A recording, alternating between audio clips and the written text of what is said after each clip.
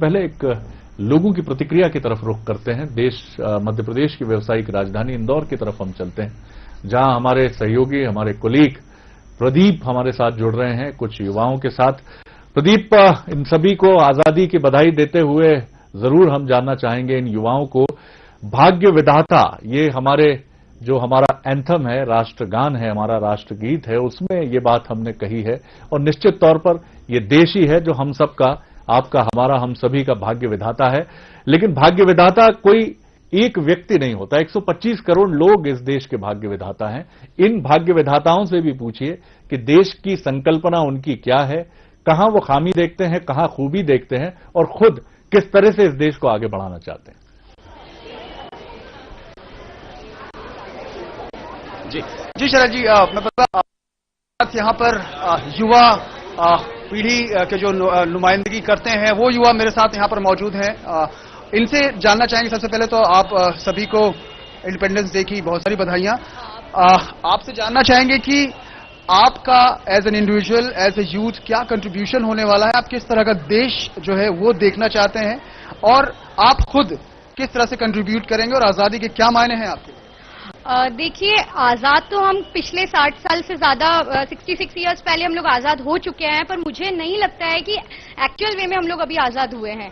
आजाद एक बोलने के लिए बस आजाद हो गए हैं, पर बहुत सी ऐसी चीजें हैं जो मैं एज अ यूथ मैं देख रही हूँ कि बहुत सारी चीजें हैं जो कि चेंज होना चाहिए हमारे भारत में। हम लोग बोलने के लिए आजाद तो हो गए हैं, पर बहुत सारी ऐसी चीजें हैं जिन्होंने हमको जकड़ के रख रखा है। फॉर एग्जाम्पल, हम लोग जैसे कि जाते हैं, बाय रोड भी जाते हैं, तो हम लोग को रोड पे ट्रैफिक वगैरह के जो रूल्स हैं वो किसी के लिए चालू हैं, किसी के लिए नहीं है। तो कोई पैसा देकर निकल जाता है, तो कोई बड़े बाप की औलाद है तो वो चला जाता है। तो ये मैं नहीं मानती, मेरे मायने इसको आजाद नहीं कहते हैं।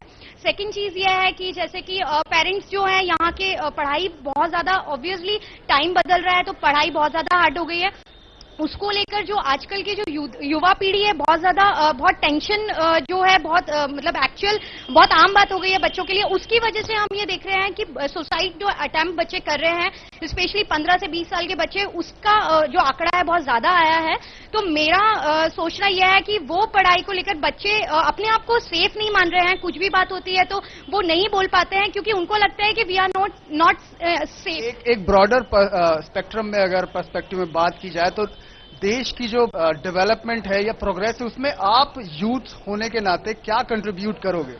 मेरा मानना यह है कि जैसे पॉवर्टी, जो गरीबी है, वो तो सबसे पहले भारत से जाना चाहिए, क्योंकि इतना टाइम हो गया है, सरकार बदल रही है, ये आ रहा है, वो आ रहा है, ऐसा हो रहा है। आई डोंट थिंक सो कि वो सब के चलते जो मेन जो पॉइंट्स हैं उन पे मद्देनजर रखा जा रहा है। मेरे ख्याल से जो करप्शन है उसको दूर हटाना चाहिए। जो गरीबी है, गरीबी रेखा में इतने लोग हैं, वो बेचारे 10 दिन 15 दिन नहीं खाते हैं, मर जाते हैं। सरकार को, किसी को इस चीज से कोई फर्क नहीं पड़ता है।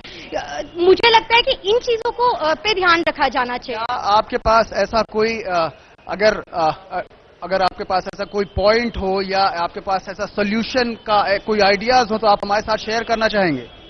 जी बिल्कुल, मैं शेयर करना चाहूंगी। आज हमारे घर पे न्यूज़पेपर आता है, हम पढ़ते हैं, सुबह न्यूज सारी पढ़ते हैं, लेकिन कहीं ना कहीं हम उनको पढ़ के भूल जाते हैं।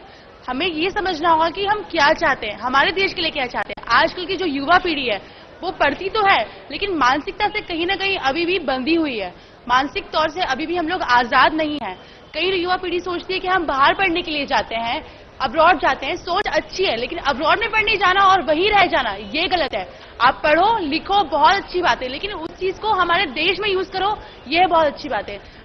ये एक अहम पॉइंट निकलकर सामने आया है। आपकी क्या राय है, किस तरह से आप कंट्रीब्यूट करोगे? जैसे बातें होती हैं, हम हमेशा जो है पॉलिटिशियंस या पॉलिटिक्स को ही जिम्मेदार ठहराते हैं पॉवर्टी का, करप्शन का।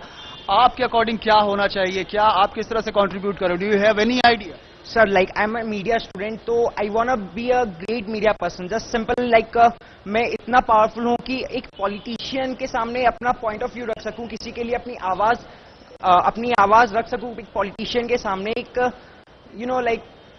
एक मुद्दा उठा सकूँ, और मेरे पास इतनी ताकत और इतनी आजादी हो कि मैं उस मुद्दे के उठाने के सहारे में किसी की बात को सामने रख सकूँ। इट्स लाइक क्या कहना चाहे आप, क्या कहना चाहें? सर, एक्चुअली जो देखा जाता है आजकल कि हमारे देश में इतनी परेशानियां हैं, हम पॉलिटिक्स को सिर्फ कोसते हैं, अपने लिए कोई स्टेप नहीं उठा पाते। लेकिन मेरा मानना ये है कि हमें आजकल जो लड़कियों पे स्पेशली जो देखा जा रहा है कि ईव टीजिंग बहुत ज्यादा हो रहा है और लड़कियों को लड़कों आते जाते कोई भी छेड़ देता है, तो इस तरीके से हमें ही आवाज उठानी पड़ेगी उसके लिए कि हम क्या कर सकते हैं इस चीज में। तो पॉलिटिक्स की बात जरूर करते हैं, बहुत गंदी हो रही है पॉलिटिक्स, लेकिन इस गंदगी की सफाई कौन करेगा? सर वो अगर हम इतने केपेबल बन जाते हैं, अपने आप को इतना केपेबिलिटी हम रखते हैं कि हम एक मीडिया स्टूडेंट होने के बावजूद हम उस लेवल तक पहुंचने के बाद उसको हम आगे बढ़ा के अपने लेवल से उसको हटाने की कोशिश जरूर कर सकते हैं। यानी कि शुरुआत करनी होगी कहीं ना कहीं से, और एक ये जो युवा पीढ़ी है शुरुआत करने के लिए भी तैयार है, आपका क्या कहना है?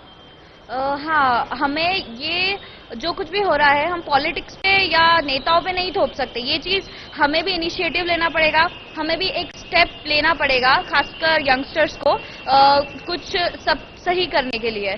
जैसे कि अगर आज युवा ही क्यों, हर कोई जो कॉमन पीपल है, अगर कहीं किसी का एक्सीडेंट, छोटा सा एक्सीडेंट भी हो जाता है रोड पे, तो सब उसे देख के चले जाते हैं, कभी उनकी कोई मदद नहीं करता है। तो हमें वो, अगर हम इस छोटी छोटी चीजों से भी अगर हम इनिशिएटिव लेंगे, ये छोटी छोटी चीजें करना शुरू करेंगे, तभी जाके हम एक बड़ा पॉइंट, एक बड़ा मुद्दा उठा के पॉलिटिशियन या जो भी हमारी सरकार है उसके सामने हम रख सकते हैं। बिल्कुल सही। आप सब पढ़ाई कर रहे हैं, आप सब में से किसी का कोई प्लान है कि मैं आगे जाके पॉलिटिक्स में आऊंगी और खुद मैं जो है ये जो गंदगी है जो लगता है ये साफ करने की कोशिश करेंगे? बिल्कुल बिल्कुल, अगर मुझे ऐसा मौका मिलेगा तो जरूर मैं ये चीज सोचूंगी और मैं ये चीज करूंगी। और मेरा ये मानना है कि जैसे कि हमारी साथी ने बताया कि बच्चे आजकल जो है बाहर जाकर पढ़ाई करने में बहुत इंटरेस्टेड होते हैं, तो मुझे ऐसा लगता है कि हमें भारत में ही वो चीजें डेवलप करवाना चाहिए जिससे कि बच्चे बाहर ना जाकर भारत में पढ़ें और बाहर में जो चीजें हमें अट्रैक्ट करती हैं उनको भारत में लाएं, ताकि बाहर के बच्चे यहाँ आए और भारत को एक बहुत अच्छा नया रूप मिले, ताकि वो बात करते हैं प्रदीप, काफी इन प्रतिक्रियाओं, ये जो यूथ की जो रिएक्शंस हैं, सोच है